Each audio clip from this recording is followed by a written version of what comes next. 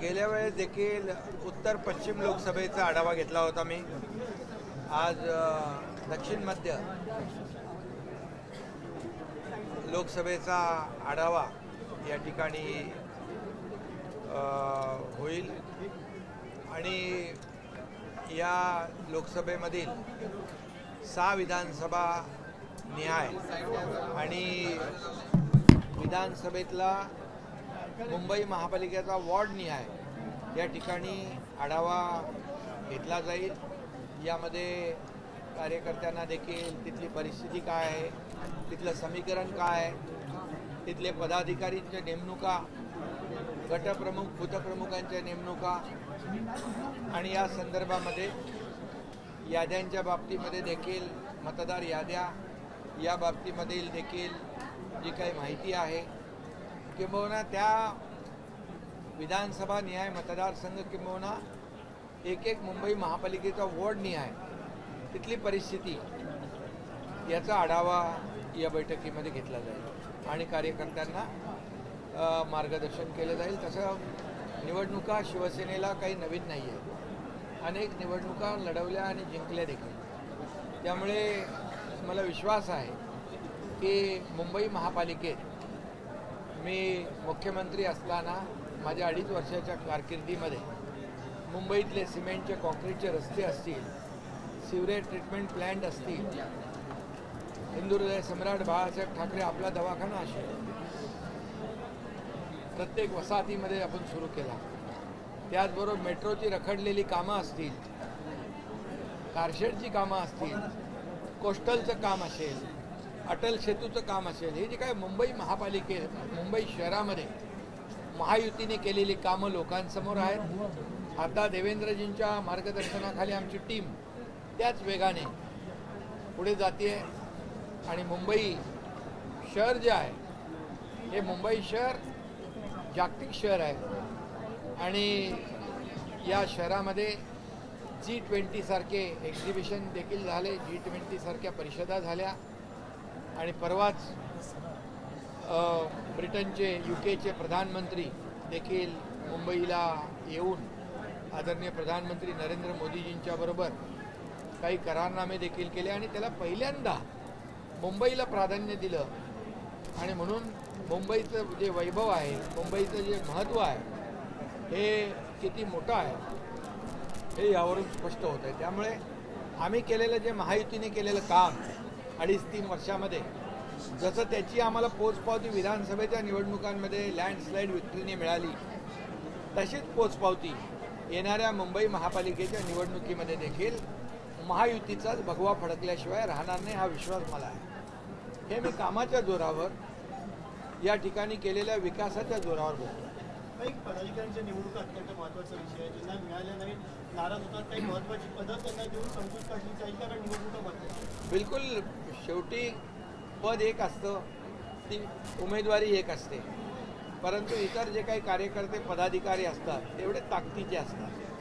त्यामुळे निवडणुकांमध्ये तिकीट देत असताना किंबहुना संघटनेची पदं देत असताना काही लोकांना आपल्याला येणारी महामंडळं आहेत, कमिट्या आहेत, जिल्हा कमिट्या, राज्यस्तरीय कमिट्या, अनेक सरकार महायुतीचं आहे.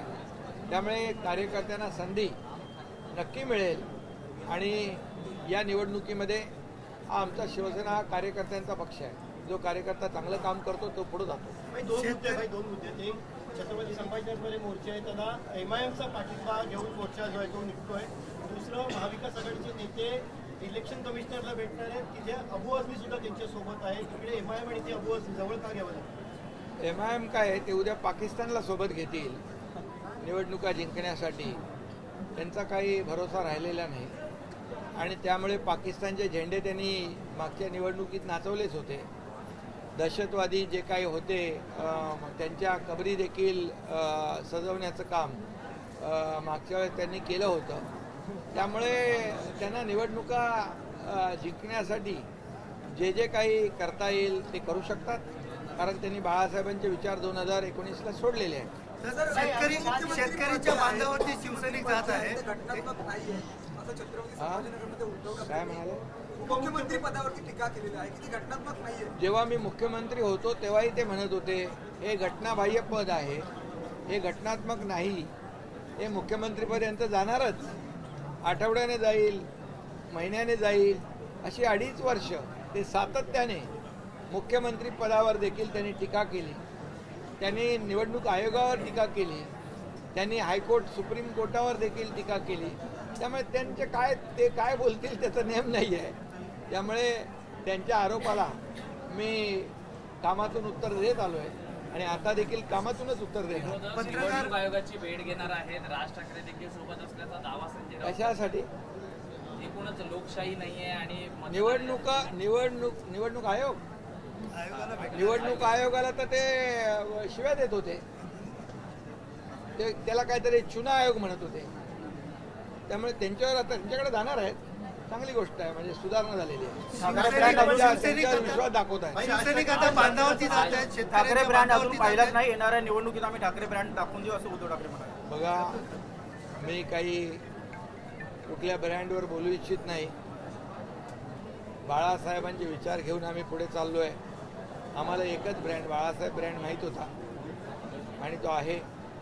आणि आमची महायुती केलेल्या कामाच्या जोरावर निवडणुका लढवेल.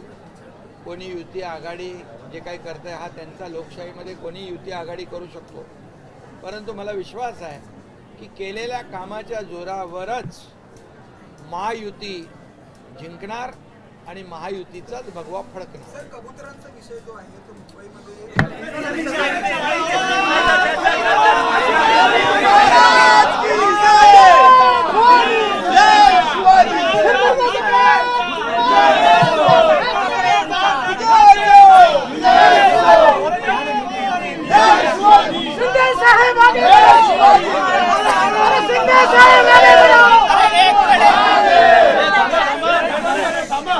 ठाकरेंनी हसून फिरवलेला आहे.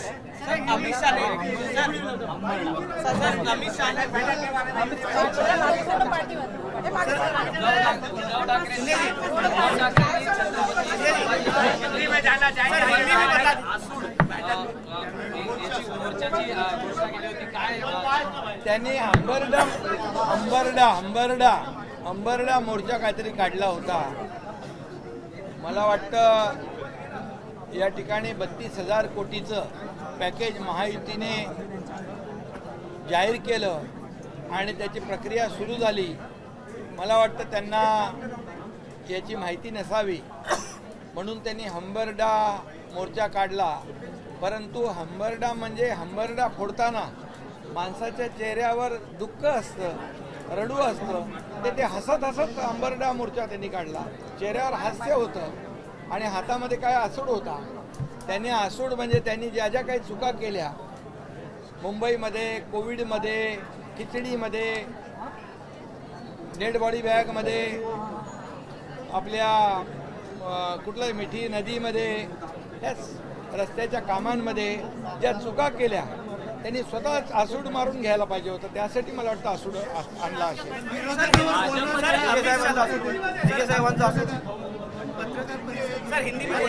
आसूड अन्यायाविरुद्ध होता. भाजपकडे देखील बैठकांचा सूत्र सुरू आहे. अनेक ठिकाणी स्थानिक स्वराज्य संस्थांच्या शक्यता सिंधे जी, अमित शाह जी ने कहा है कि घुसपैठिए लगातार बढ़ रहे हैं, उसके मामले बढ़ रहे हैं, जिसकी वजह से मुसलमानों की संख्या भी बढ़ रही है. पाकिस्तान और बांग्लादेश का भी उन्होंने वोटर्स बनाने का काम किया जा रहा है. देखिए, प्रधानमंत्री मोदी जी ने ऑपरेशन सिंदूर के माध्यम से पाकिस्तान को मुंह तोड़ जवाब दिया है, उसको सबक सिखाया है.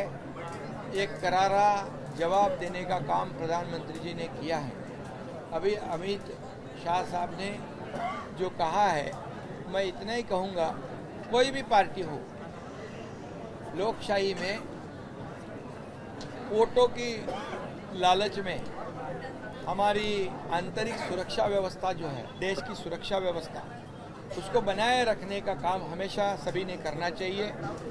कानून व्यवस्था बनाए रखने का काम सभी ने करना चाहिए. और केंद्रीय गृह मंत्री ये सब सुरक्षा व्यवस्था, नक्सलवाद, ये आतंकवाद को ख़त्म करने में पूरी तरह सक्षम है. और पूरी तरह उन्होंने, जैसे हमने देखा है 370 कलम हटाने का, देश की सुरक्षा व्यवस्था को पुख्ता करने का, मजबूत करने का मोदी जी के नेतृत्व में उन्होंने करके दिखाया है। एबीपी माझा, उघडा डोळे बघा नीट.